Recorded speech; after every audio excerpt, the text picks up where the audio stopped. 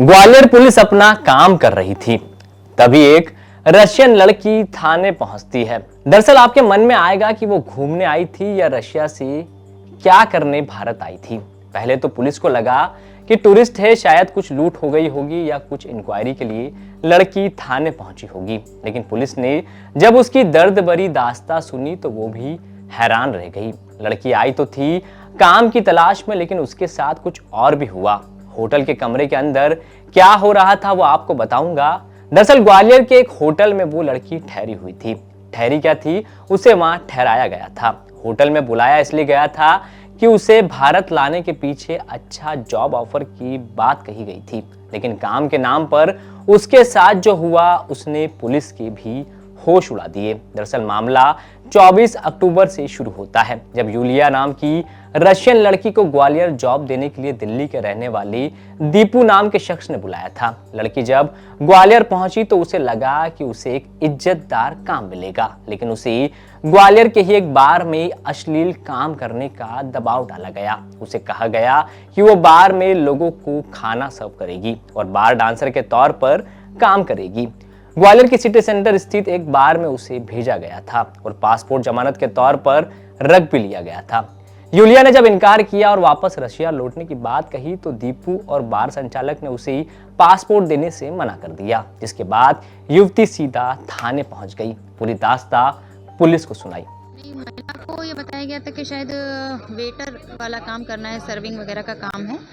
लेकिन जब उसको पता चला कि यहाँ पे मतलब पार्टीज़ में उसको अच्छा नहीं लगा, ये काम करना, सर्व करना अच्छा नहीं लगा, क्योंकि पढ़ी लिखी महिला है, तो उसने मना कर दिया। फिर वो गई नहीं है काम करने के लिए। उसको मतलब चूँकि पढ़ी लिखी है तो उसे ये काम के पार्टीज़ में वो खाना सर्व करे उसे अच्छा नहीं लगा, तो इसलिए उसने मना कर दिया काम करने से। हाँ, ऐसा सुनने में तो आया था।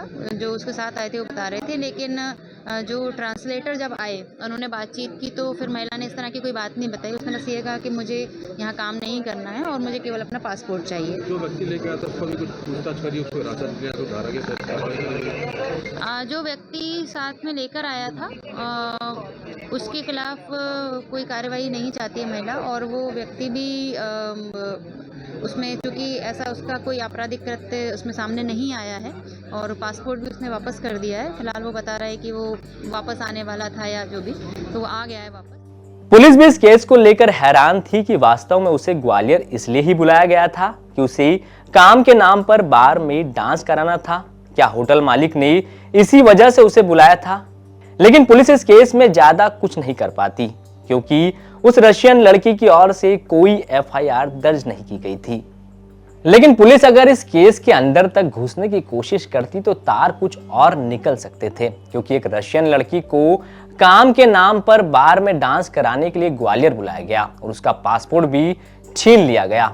शायद पुलिस के लिए इस केस की तह तक जाना आसान हो जाता अगर वो रशियन गर्ल बार संचालक के खिलाफ एफआईआर दर्ज कराती, लेकिन वो परेशान थी कि कैसे उसके साथ इतना बड़ा खेल हो गया। उसे तो बस अपने वतन वापस लौटना था और पुलिस की मदद से उसे पासपोर्ट वापस दिलाया गया और उसे एम्बेसी की मदद से अपने वतन वापस लौटा दिया गया।